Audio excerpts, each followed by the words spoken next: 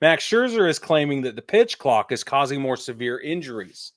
Not just more injuries, but more severe injuries, both more and more severe. In fact, on an episode of Foul Territory, the same one we referenced earlier, he discussed that pitchers lost time due to injury this season alone was up 6.1% higher than it was last season.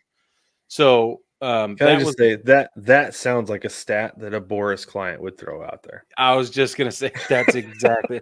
I was like, it is up 6%. Okay, it gets better because he went to or cited, I don't know what the relationship is, but he cited two of the most widely acclaimed physicians in this space and got their opinions on this, and they agree. So Dr. Meister, quote, saw that the elbow injuries this year were just way more severe. If you look at all the data that came across the game, that the pitcher injuries, arm injuries, they're on the high end, but the severity of the injuries are much more problematic. That's what Max Scherzer said. Dr. Meister doctor said that. Quoting Dr. Meister. Yeah. Anyway. So I think this makes sense. You brought this up, and I thought for just a minute, I was like, okay. And, there were guys saying this year that, like, they were blaming the injuries on the pitch clock. For sure. Like, no. But then, like, as I took actually the time to think about it and think about the things I have learned my years in school.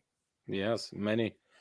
It's really interesting because in high exertion situations, it takes 3 minutes for your ATP to fully replenish.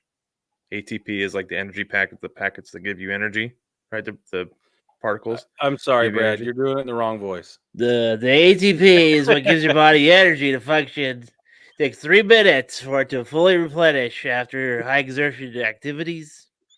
Okay. Thank you. This is a real thing. I'll pay attention now. So, but yeah, I'm with you. So I was thinking about this. Like, if you're making pitchers pitch every, what is it? It's like 15 seconds for the pitch clock, and then 24 runners on base. Mm-hmm. 18. It could be 18 this year. But they're going high exertion situation over and over and over again, not allowing their body to fully regenerate. You think about a long at bat. Right. 8, 10 pitches. Yeah. Yeah. Going over, not giving your body a chance to fully regenerate the energy that it needs to perform that task at the highest level. And you're continuing to push your body to perform that task at the highest level. And then what happens when you get tired? Your mechanics start to suffer. For sure. And then you correct. And that's how injuries happen. So it makes sense to me now. Like I said, just thinking about it for like a minute, like, yeah, actually. I don't know how I feel about the pitch clock at this very moment, Brig. Baseball family, Brad is a much better person and way smarter than the rest of us. It took him 1 whole minute to figure that out. And the rest of us over a year, though, Brig, are faster. We don't want to see pitchers hurt, but we also understand that it has really helped a lot of things. So where is the middle ground? I do not know. Right, and that's the thing, like, do you maybe lengthen the pitch clock instead of shortening it, by the way? Yeah. Yeah, here's the thing, the pitch clock has been a great thing, but if it's going to cause problems for the game, I don't know. Yeah. The thing for me is that, and you bring this up all the time, the league already has a deficiency in pitch talent, right? There's just not enough of it.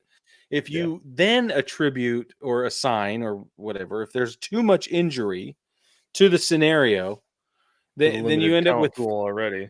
That's right. Then you end up with really big problems.